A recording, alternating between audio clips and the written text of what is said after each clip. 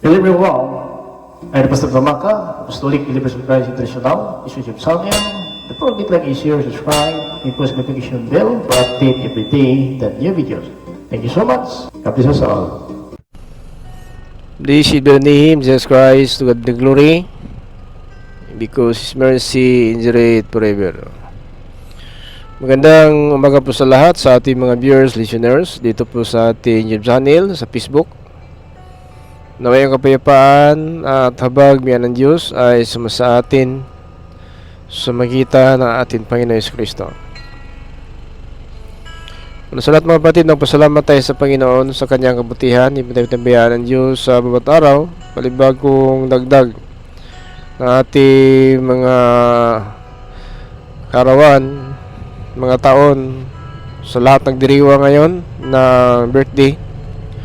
Happy birthday po sa lahat na ating mga viewers ngayon. Naway pagpalain po kayo ng Panginoon sa mga araw, dagdag ng mga taon, malusog na katawan, at sana po ipagkaloob ng Panginoon Hesus ang inyong mga kahilingan sa mga araw na ito. Naway bigyan po kayo ng biyaya ng Diyos sa anuman mga hinahangad po ninyo. Naway pagkaloob ng ating Panginoon, dahil po sinabi po sa Proverbs 16 in verse 1, na sa tao ang papaplano, ngunit sa Diyos ang sakatuparan. Kaya mga kapatid, magpaplano lang po tayo, pero ang Diyos po bibigay ng pagkataon kung ito'y makamtan po natin.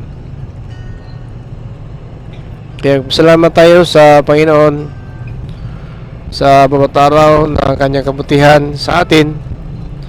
Hindi po tayo pinabayaan ng Diyos. Bawat araw po ay bigyan tayo ng Panginoon ng pagkataon na maging karapat-dapat po tayo, hanggang sa mga araw na tayo po ay alis sa salimutan na ito. Ay nais ang Panginoon na matuto tayo sa bawat araw ng kanyang mga salita, dahil po sa salita ng Diyos ay binigyan po tayo ng buhay na walang hanggang. Kaya sinabi po niya sa John 6:54, ang kumain na aking laman at uminom na aking dugo, may buhay na walang hanggang, at muli ko siya bubuhayin sa huling araw. Na ang laman, mga kapatid, ito po ating mababasa, ito nakasulat sa Biblia. At kung sundin natin ito, mga kapatid, ang kanyang mga utos, ito na po ang pag-inom po ng kanyang dugo, na kanyang inula doon sa taas ng cross, na kanyang inalay doon, mga kapatid, para sa kapatawaran natin makasalanan, dahil po ang dugo nagpapatawad. Now, sa aral po ng mga apostol, na ang nagpapatawad po, mga kapatid, ang pangalan po ng ating Panginoon Kristo.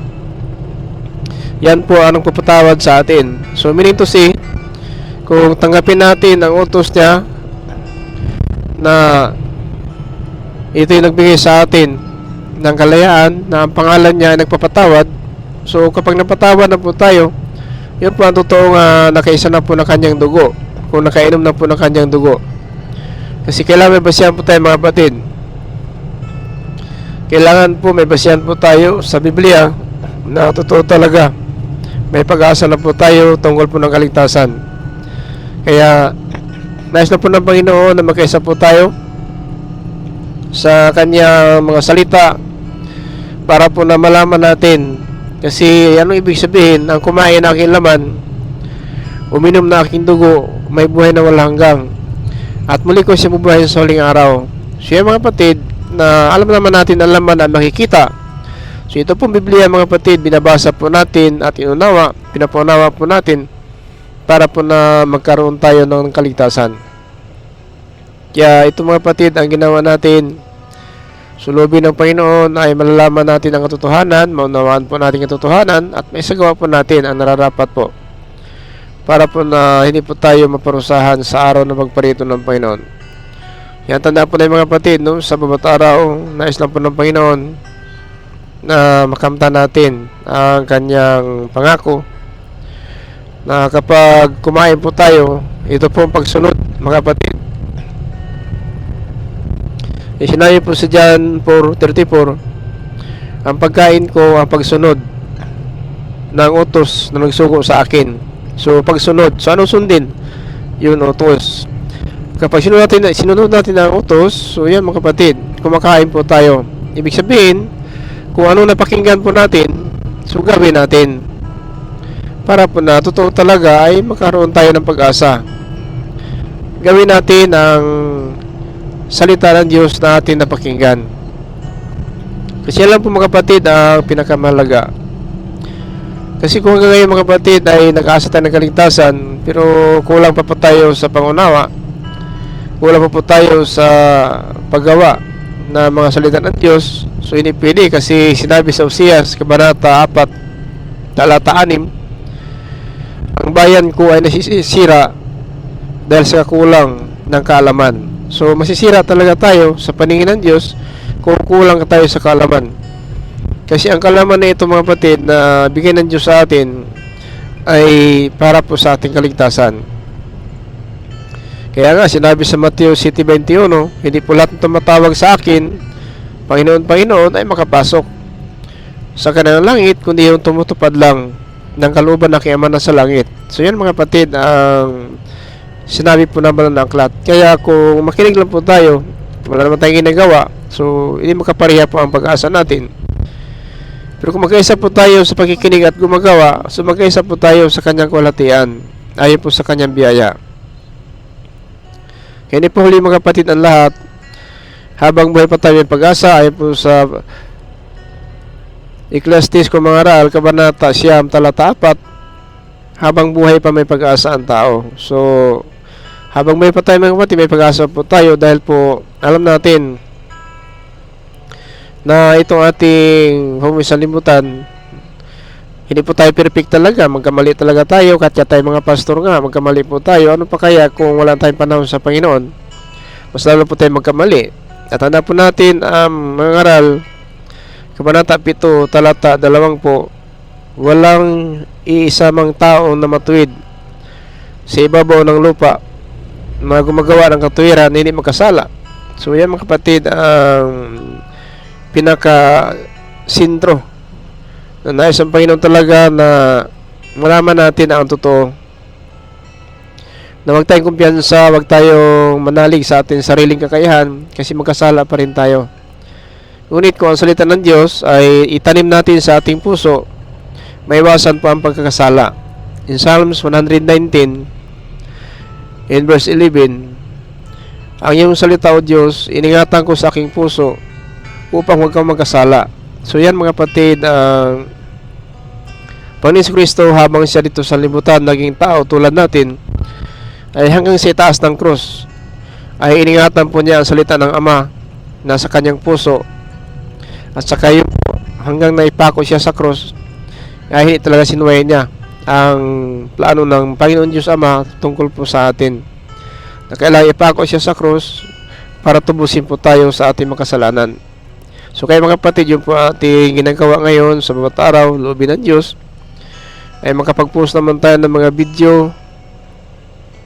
Tayo po ay makapag-post sa YouTube channel, sa Facebook. Kahit pa paano, marami po tayo matutunan at mapaghandaan po natin ang ating pagharap sa hukuman. Harap naman tayo. Kahit na pastor, pare, tagapagturo, mga apostol nga, harap. Tayo pa kaya hindi harap. So harap tayo, pero iba tayo na harap na sumunod ng kalooban ng Diyos, may kalayaan po tayo. Kaysa harap po ang iba na papunta po sa kapahamakan. Dahil sinabi sa Mateo Kabanata 25, talata 31 hanggang 33, na upo ako sa aking trono at pagbukod-bukurin ko ang lahat ng tao sa aking harapan. So yan mga kapatid, na sinabi ng Panginoon habang kasama ng mga apostolis, na upo siya sa kanyang trono at lahat ng tao ay pagbukod-bukurin niya sa kanyang harapan, at ang sa kaliwa ang kambing at ang sa kanan ang mga tupa. So sabi sa 33 na ang mga kambing ito mga masama, itong tupa ito mga matuwid. So yan mga kapatid ang dapat natin malaman, na sana po na hindi tayo maging tulad ng kambing, sapagkat ang kambing talaga ay papunta po sa kaliwa, yung po ang impyerno, at ang mga tupa papunta sa kanan na yung po ang paraiso. So, siguro, lahat naman siguro tayo umaasa po ng paraiso. Kung kahit na po yung nasa kulungan ngayon, tanungin mo sila, nakulungan sila at saka ginawa niyang kamalian, pagkasala nila sa gobyerno, dito sa lupa, sa batas sa lupa, nakulong po sila. Pero maraming malaya ngayon na makasalanan pa rin sa mata ng Diyos. Buti po yung nakulong na magkasala kasi nagsakripisyo na po sila sa kasalanan nila. Ang masaklap itong buhay pa na hindi nakulong nga sa salimutan pero papunta pala na impyerno. So yan mga kapatid ang kalagayan natin. So itong nakulong na po ayon po sa batas ng nakaw, nag-hold up, kung ano pang klaseng krimen, nakulong talaga sila. Dahil napatunayan na po sa lupa na nagkasala talaga sila. Pero marami naman makasalanan dito sa lupa na hindi nakulong, na sa mata ng Diyos dapat sa impyerno sila itapon. At may nakulong na naman ngayon na kahit nakulong na po sila pero papunta sa paraiso. Dahil po alam ng Diyos na sakripisyo po sila sa kanilang ginagawang kasalanan. Kaya marami man na hindi nakulong ngayon pero papunta pala sa impyerno. Kasi sa araw ng hatol ay babasahin po yung aklat. Kung ano ating ginagawa, yun po ang hatol natin. Kaya nakapagtago tayo sa batas sa lupa, marami na gumawa ng krimen ng kapatay na nakatago at hindi nakulong, malaya pa rin sila. Ano pa ang paraan? Dahil sa pira or nakita talaga ang krimen na ginagawa. Pero sa Diyos po, harap tayo lahat. Sa araw ng hatol, tatanggap tayo ayon sa ating ginagawa. Sa Pahayag chapter 20 verse 12 to 13, na mawala na po ang langit at lupa at upo sa trono ang Panginoon at nakatayo sa kanyang harapan ang lahat ng tao. Yan mga kapatid, yan na po araw ng paghatol. At saka binasa po ang aklat ng buhay at aklat ng gawa. Dalawang aklat po yung mga kapatid, aklat ng buhay, aklat ng gawa. Sa araw ng paghukom ay buksan po yan. Sa mga kapatid, doon tayo sa aklat ng buhay kasi dito na tayo sa paraiso. Pero kung doon sa aklat ng gawa, hintayin mo hatol mo ayon sa iyong gawa. Kaya yun pa lang, itong aklat ng buhay, sana makasulat tayo. Kasi pag hindi makasulat sa aklat ng buhay, delikado po ang kantungan natin mga kapatid. Napaka-dindir po na ang ating pupuntahan. Pag natin alam mga kapatid, itong aklat ng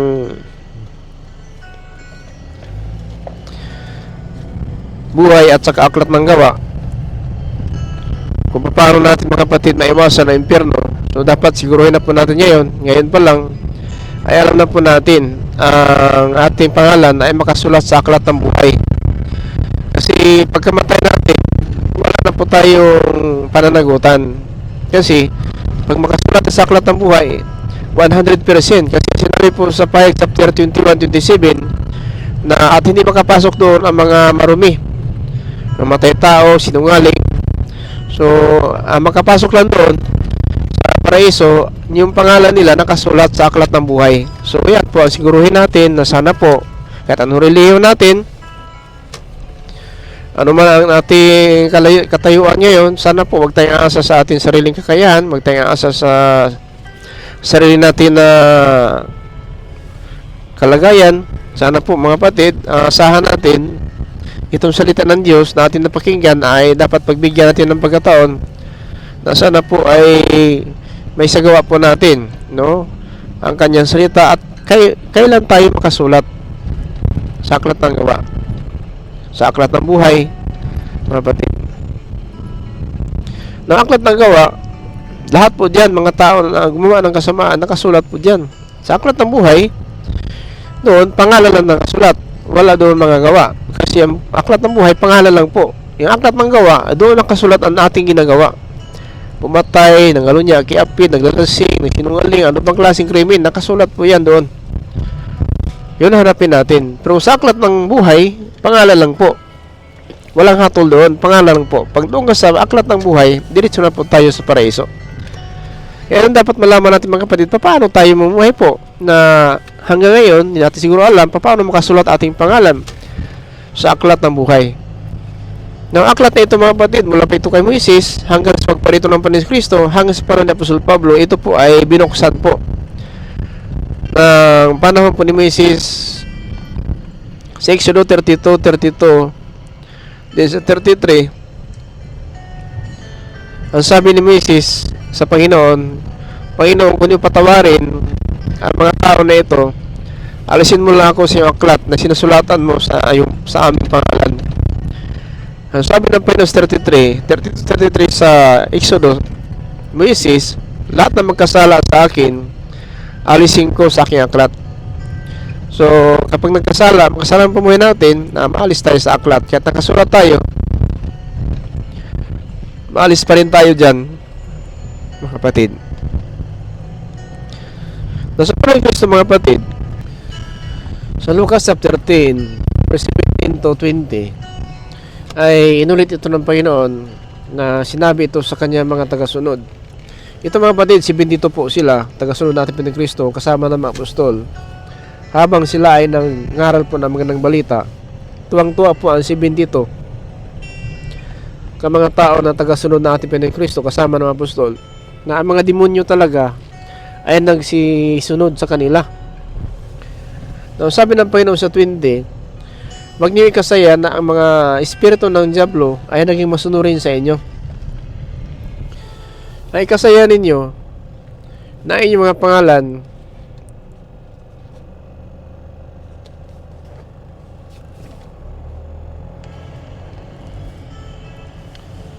nandoon na sa kaharian ng langit.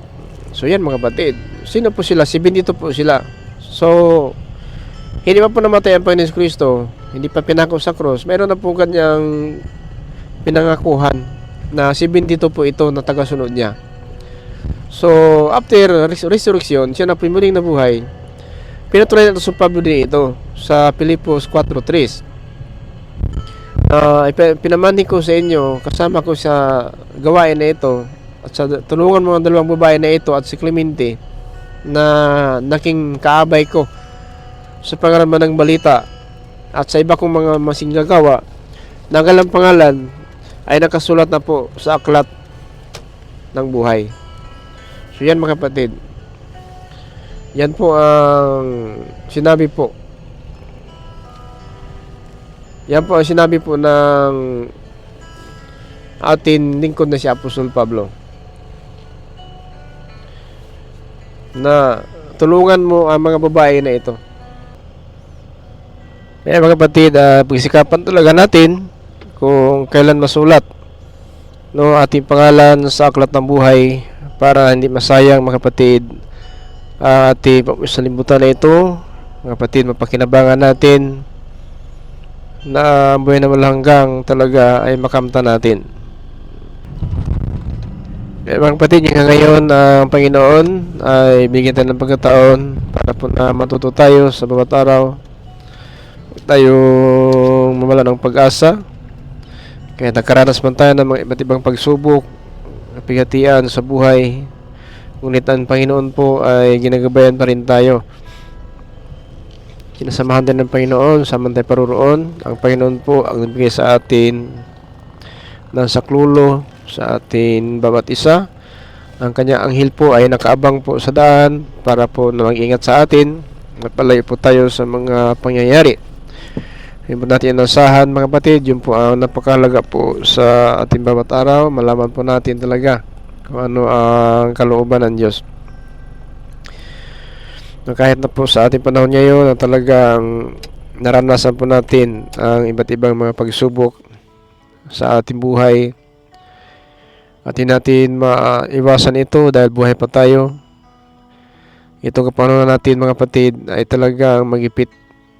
So ang pinakamalaga mga kapatid na tayo po ay manalig sa Panginoon. Huwag tayong wala ng pag-asa.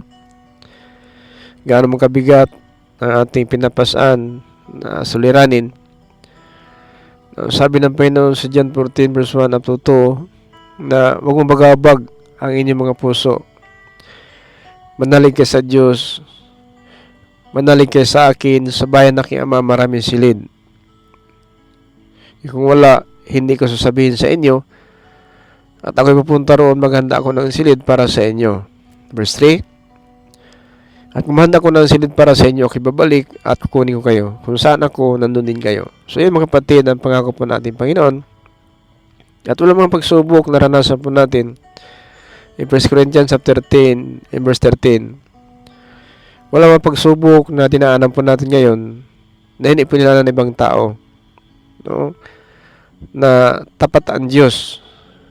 Kung may mga pagsubok man na ating dadaanan na mabigat pa sa ating kayang pasanin, siya din ang hanap ng paraan para na mapagtagumpayan natin ang mga pagsubok na atin hinaharap.